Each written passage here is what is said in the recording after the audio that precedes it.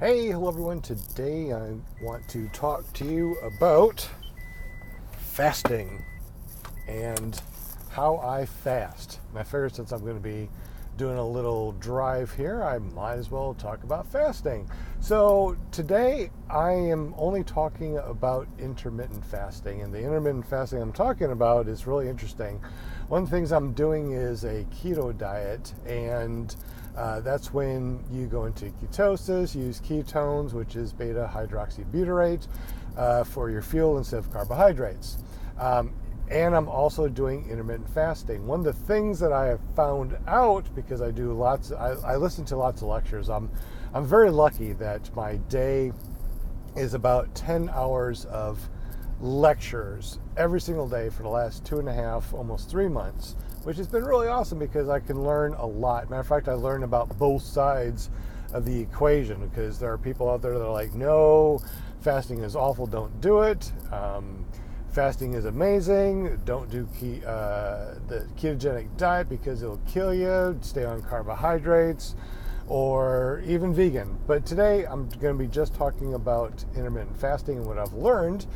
And what I've learned is that my blood glucose is staying kind of high, which is right around 100, 103-ish, even though I'm not consuming glucose or sugars or carbohydrates. Remember, carbohydrates is sugar, and it could be simple sugar or complex sugar. However, carbohydrates are sugar, which can spike your insulin level and cause metabolic syndrome, can cause you to have insulin resistance, and also to, like you have lactose intolerance, you can also have carbohydrate intolerance. And I believe I have carbohydrate intolerance. Now, this fasting thing I'm talking about is I have learned that we are on, well, of course I've already know this, but we are on a circadian rhythm, which means that we are on a 24-hour rhythm with the earth, sun, moon, and stars, which is really neat. But what does that have to do with fasting?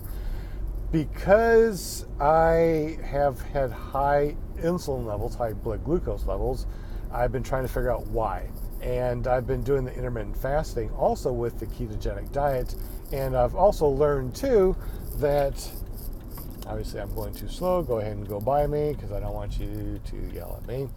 And so what I've learned is that my high blood sugar could be because I'm throwing myself out of a circadian rhythm. So intermittent fasting is fasting certain times throughout the day where you can only eat a certain amount of a window throughout the day. And mine has been going from the time I have my morning cup of coffee until whenever my fasting window is. However, I learned that drinking coffee and caffeine actually starts your window. Whether you think it's fasting or not, caffeine is not fasting. So I got more people behind me, and I don't want to piss people off, so go ahead and go around me, especially since I'm doing a car blog. So anyway, what I've learned is I thought that fasting was no food, but you could drink water and tea. I believe now that caffeine can cause you to start that window because it's a metabolic process. Your body is actually starting to rev up because of the caffeine and stuff like that. So if you start at 6 o'clock in the morning with your coffee, your window of eating has already started. So what I'm doing is a 9-hour window, because this is what they figured out, not 8, not 10, but there's a 9-hour window of fasting. And if you do it during the daylight, your circadian rhythm is beautiful. You can make sure I'm going the right way. You can eat within a 9-hour window during daylight, and it doesn't mess up your circadian rhythm. It helps regulate hormones, and eventually your blood sugar goes down. So that is what I am starting now, my intermittent fasting, or my intermittent feeding, whatever you want to call it.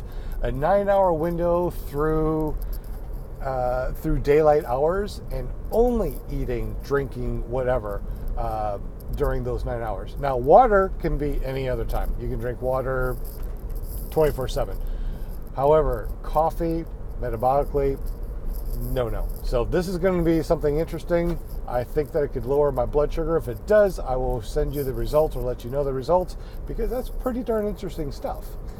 So intermittent fasting or intermittent feeding with a window of 9 hours through daylight only.